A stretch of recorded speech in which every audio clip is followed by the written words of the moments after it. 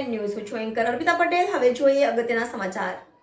સુરતના સરથાણા ખાતે દક્ષિણ ગુજરાતના ઉદ્યોગકારો સાથે પ્રાકૃતિક જીવન શ્રેષ્ઠ જીવન વિષય પર સંવાદ કરતા રાજ્યપાલ શ્રી આચાર્ય દેવવ્રતજી ઉદ્યોગો અને પ્રાકૃતિક જીવનનું સંતુલન સાધવા અને આર્થિક પ્રગતિ સાથે પ્રાકૃતિક જીવન જીવવા ઉદ્યોગકારો સંકલ્પબદ્ધ બને।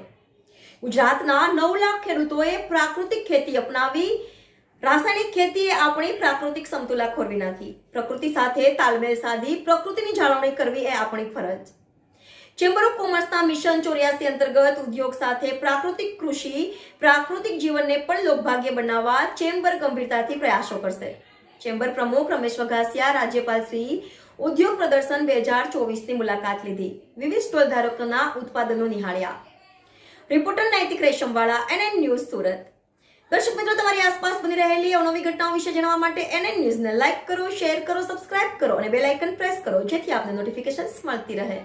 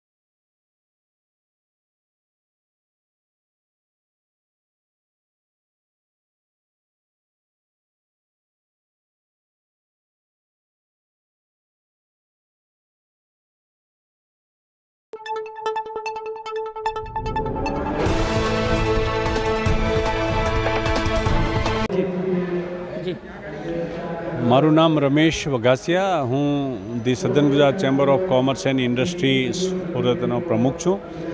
ચેમ્બરનું કામ જુદા જુદા બિઝનેસને પ્રોત્સાહન અને પ્રમોટ કરવા માટે, તેની પ્રોડક્ટ અને સર્વિસીસને પ્લેટફોર્મ મળે એ માટે અનેકવિધ પ્રવૃત્તિઓ કરવાનું કામ છે અને એમાં એક્ઝિબિશન, કોન્ફરન્સીસ, સેમિનાર, વેબિનાર્સ અને વર્કશોપ દ્વારા ઉદ્યોગકારોને લાભ થાય એ પ્રકારના કાર્યક્રમો થતા હોય છે।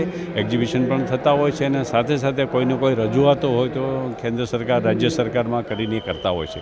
પણ SGCCAના ઇતિહાસમાં પ્રથમવાર એક એવો વિચાર આવ્યો કે ધંધા વ્યવસાય કરે માણસ, રાત દિવસ એક કરે, ખૂબ મહેનત કરે, દોડધામ કરે, સમયસર ખાવા ભેગો ન થાય અને સમયસર ખોરાક ન લઈ શકે, તાજો ખોરાક, ફ્રેશ ખોરાક ઘરમાં બનાવેલો એવો ન લઈ શકે, બહાર ખાવા જાય, હોટલોમાં ખાય અને પ્રાઉડ અનુભવે, આવી જે જીવનશૈલી બની ગઈ છે એમાંથી બહાર આવીને લોકો તંદુરસ્ત જીવન જીવે, લાંબુ જીવન જીવે અને ખૂબ કમાણી કરી અને દેશને સમૃદ્ધ કરે એવા આશયથી SGCCAએ આ માત્ર SGCCA નહીં પણ સમગ્ર ભારતમાં દરેક નાગરિક આવી જીવનશૈલી અનુસરે એવા આશયથી તંદુરસ્ત ભારતના નિર્માણ માટે ગુજરાત રાજ્યના ઋષિતુલ્ય વ્યક્તિ અને ગવર્નર રાજ્યપાલ શ્રી આચાર્ય દેવવ્રતજી સાથે આજે ચેમ્બરના આ એક્ઝિબિશન હોલમાં આ સંવાદ રાખવામાં આવ્યો હતો અને આ સંવાદ રાખવા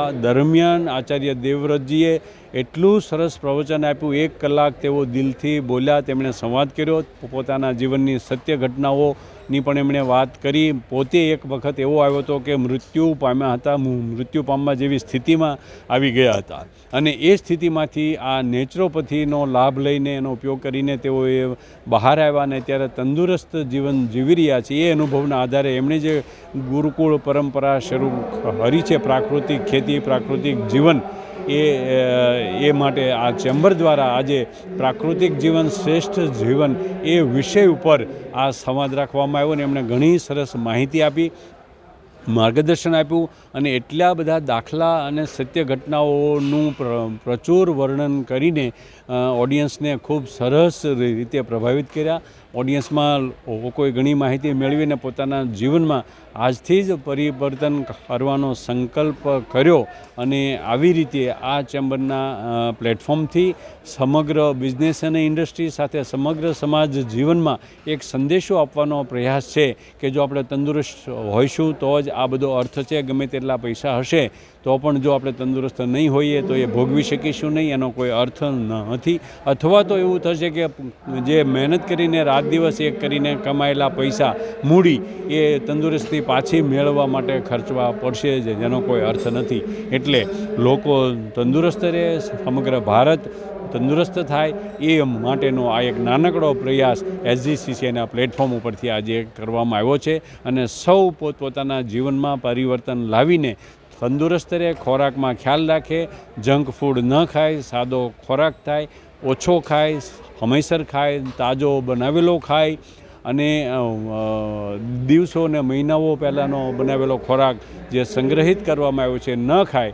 એ માટે આ ખાસ કરીને યુવાનોને આ સંદેશો આપવાનો અમારો આશય છે અને સૌ એ અનુસરે તો સુખી ને આનંદિત જીવન જીવી શકાશે, એમાં અમને કોઈ શંકા નથી. Thank you very much.